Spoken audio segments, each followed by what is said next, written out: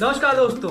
अभी अभी हमारे सूत्रों के हवाले से खबर आई है कि आप भी क्लास 12 अकाउंटेंसी में 100 आउट ऑफ 100 स्कोर कर सकते हैं। हाँ बिल्कुल, ये पॉसिबल है। आप भी 100 आउट ऑफ 100 बिल्कुल स्कोर कर सकते हैं, और वो भी बहुत आसानी से। जानिए कैसे।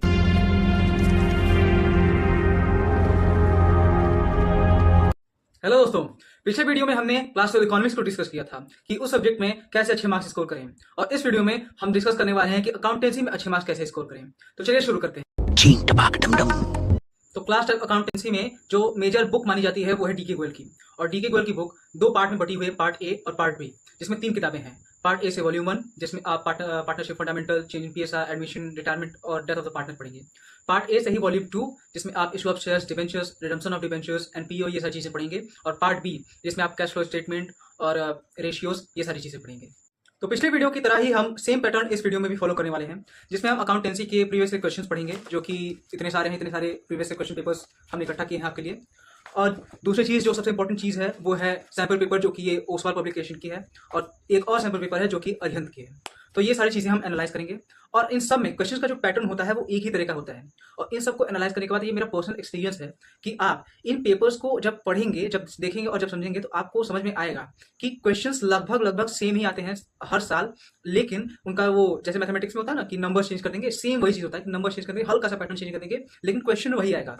तो इसका फायदा यही होता है कि जब आप प्रीवियस क्वेश्चन पढ़ेंगे, जब आप सेपरेट पेपर्स पढ़ेंगे, अपना टेक्स्ट बुक सॉल्व करने से पहले ही जब ये सारी चीजें आप पढ़ लेंगे, तो आपको एक आइडिया हो जाएगा कि ऐसे ऐसे क्वेश्चन आने वाले हैं। जो बेकार की चीजें वो मैं नहीं पढ़ूंगा। जैसे चेंज इन पीएसआर है, तो चेंज इन पीएसआर से ज्यादा क्वेश्चन नहीं आता, 1.5-2 नंबर के क्वेश्चन आते हैं, और वो सिर्फ एक बेसिक, जो कि आपको आगे जाके एडमिशन और रिटायरमेंट डेट इन सब में काम आएगी, उसके लिए आपको चेंज इन पीएसआर पढ़ाया जाता है। लेकिन हम क्या करते हैं कि चेंज इन पीएसआर के सारे क्वेश्चंस मैंने खुद भी लगाए थे, 25 क्वेश्चन, इलस्ट्रेशन 50, ये वो सारी चीजें लगा दी, जिसमें से आता कुछ नहीं है, बस 1-1.5 नंबर क्वेश्चन आते हैं। तो टाइम वेस्ट क्यों करना, हम वही चीजें पढ़ेंगे जो आएगा, सिंपल।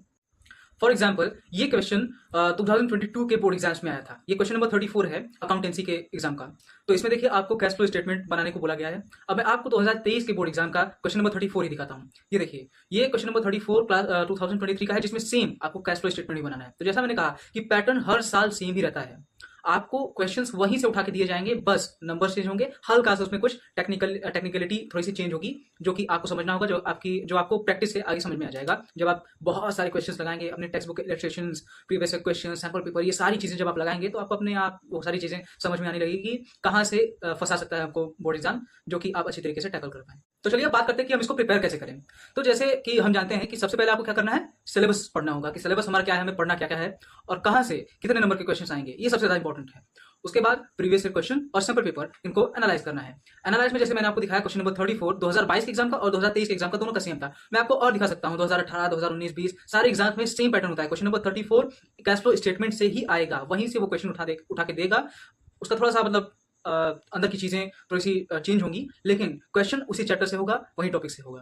तो ये तो आप समझिए कि पैटर्न तो सेम ही होता है। अब इसके आगे हम क्या कर सकते हैं, चलिए डिस्कस करते हैं। तो ज्यादातर जो हम लोग गलतियां क्या करते हैं कि हम अकाउंटेंसी पढ़ते हैं और आंख बंद करके बस न्यूमेरिकल्स लगाना चालू कर देते हैं। ये आपको करना ही नहीं है। मेरा एक फॉर्मूला था कि 1 for 5, कि एक टॉपिक पढ़ूंगा, उसके 5 क्वेश्चंस बुक से सॉल्व करूंगा, उसके बाद मैं प्रीवियस क्वेश्चन और सैंपल पेपर चला जाऊंगा। जैसे इंटरेस्ट ऑन ड्राइंग की अगर हम बात करें, या इंटरेस्ट ऑन कैपिटल, तो इसके 5 क्वेश्चंस मैक्सिमम मैं टेक्स्ट बुक से सॉल्व करने वाला हूं, या मैक्सिमम आप 1 for 10 कर सकते हैं। अगर आप बिगिनर हैं, आप अगर नया पढ़ना स्टार्ट कर रहे हैं, तो आप 1 for 10 कर सकते हैं। उसके बाद तुरंत आपको स्किप करना है कि कहाँ पे, आपके प्रीवियस क्वेश्चंस और सैंपल पेपर पे, और वहां पे उस टॉपिक को ढूंढना है कि कहाँ पे ये टॉपिक आ रहा है क्वेश्चन, और वहां से आपको ये क्वेश्चन लगाना है। तो ऐसा करते करते करते करते आपका क्या होगा, अपने आप PYQs और सैंपल पेपर सब चीज सॉल्व हो जाएगा, और आपको अलग से ये सारी चीजें लगाने की जरूरत ही नहीं करनी पड़ेगी। और जब आप PYQs और सैंपल पेपर्स लगा लेते हैं, तो 90% चांसेस हैं कि वहीं से पेपर आएगा। तो ये चीजें करना बहुत जरूरी होता है, और इस पैटर्न को जितनी जल्दी आप समझ लें, जितनी जल्दी आप अडॉप्ट कर लें, उतना ही आपके लिए अच्छा होगा। दूसरी सबसे इंपॉर्टेंट चीज, आपको इंपॉर्टेंट टॉपिक समझना होगा कि कहाँ से सबसे ज्यादा क्वेश्चन सीबीएसई पूछती है। जैसे रिटायरमेंट और डेथ ऑफ पार्टनर, यहाँ से बहुत सारे क्वेश्चन आते हैं। उसके अलावा एडमिशन से क्वेश्चन आते हैं, चेंजेस पेयर्स से बिल्कुल क्वेश्चन नहीं आते, और पार्टनरशिप से कैपिटल अकाउंट, ये सारी चीजें के क्वेश्चन आते हैं। लेकिन सबसे ज्यादा इंपॉर्टेंट पार्टनरशिप फर्म्स वाले जो बुक है, उसमें है एडमिशन, रिटायरमेंट और डेट, और इसमें गुडविल जो टॉपिक है वो सबसे ज्यादा इंपॉर्टेंट है। ये तो आएगा ही आएगा, कुछ भी हो जाए सीबीएसई इससे मना कर ही नहीं सकती, आपको गुडविल देगी ही देगी। तो आपको गुडविल तो एकदम कंठस्थ होना चाहिए। इसके अलावा हम अगर वॉल्यूम 2 की बात करें, तो इसमें इशू ऑफ शेयर्स और इशू ऑफ डिबेंचर्स और रिडम्पशन ऑफ डिबेंचर्स, यहाँ से टॉपिक से क्वेश्चन आते हैं। और ये सारी चीजें जब आप लगाना शुरू करेंगे, तो आपको अपने आप समझ आएगा कि कौन सा टॉपिक इंपॉर्टेंट है और कौन सा टॉपिक बेकार है, जहाँ से क्वेश्चन नहीं आने वाले हैं। तो बस हमको करना क्या है, हमको अवेयर रहना है कि हम फालतू का अपना टाइम वेस्ट ना करें, हम एकदम अंधों की तरह ये सब फालतू चीजें ना करें। हमें क्या करना है, सतर्क होकर सावधान होकर सारी चीजें पढ़नी है, क्योंकि हमें अच्छे मार्क्स गेन करने हैं, हमें आगे बढ़ना है अपनी लाइफ में, क्योंकि सीयूईटी यहीं से क्वेश्चन पूछती है। और जितना अच्छा आपका टॉपिक प्रिपेयर्ड होगा, आपको उतना ही फायदा होगा अगले साल भी। तो आप जितना अच्छा इस साल पढ़ेंगे, उतना ही अच्छे मार्क्स आपके इस साल भी आएंगे, अगले साल भी आएंगे। और मैं आपको एक और चीज दिखाता हूँ। ये है बीकॉम फर्स्ट सेमेस्टर का फाइनेंशियल अकाउंट का क्वेश्चन पेपर। इसमें देखिए क्वेश्चंस कहाँ कहाँ से आते हैं। इसमें क्वेश्चन है कि define international accounting standards. International accounting standards आप क्लास 11th में पढ़ते हैं।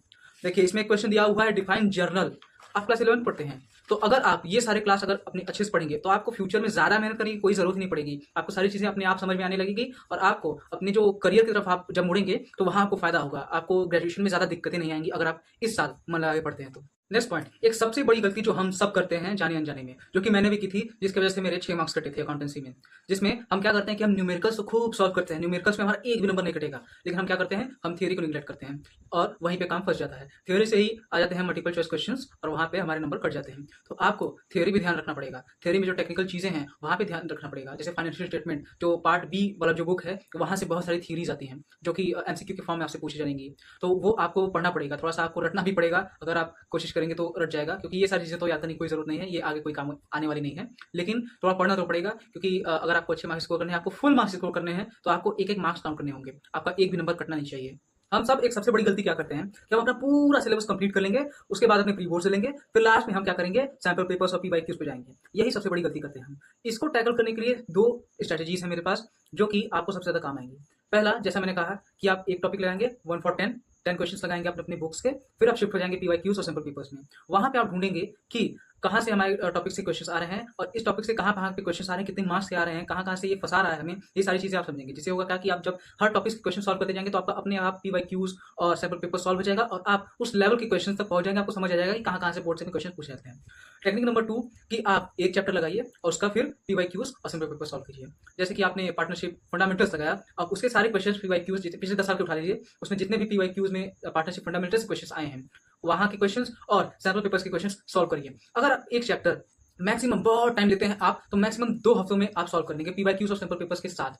अगर इतना टाइम लेने के बाद अगर आप मान लीजिए अकाउंटेंसी की तीनों बुक मिलाकर 14 चैप्टर है टोटल, और एक चैप्टर 2 हफ्तों में खत्म करते हैं, तो 14 चैप्टर आप 28 हफ्तों में खत्म करते हैं। जिसका मतलब है कि आप 7 महीनों में पूरा सिलेबस विद सैंपल पेपर पिछले 10 साल के, विद पीवाईक्यूज पिछले 10 साल के, ये सारी चीजें आप एक साथ कंप्लीट करके खाली हो जाएंगे, और आपके पास टाइम ही टाइम होगा कि आप अपने सिलेबस को दोबारा से रिवाइज करिए। और एक बार अगर आप पीवाईक्यू और सैंपल पेपर सॉल्व कर जाएंगे, तो आपका लेवल जो होगा वो अलग ही बढ़ जाएगा। आपको क्वेश्चंस बहुत अच्छे समझ में आ जाएगा, आपको बोर्ड एग्जाम का पैटर्न नहीं समझ में आ जाएगा, ये क्वेश्चन तो यही एक ही चीज पूछ रहा है बार बार, बस नंबर चेंज कर दे रहा है।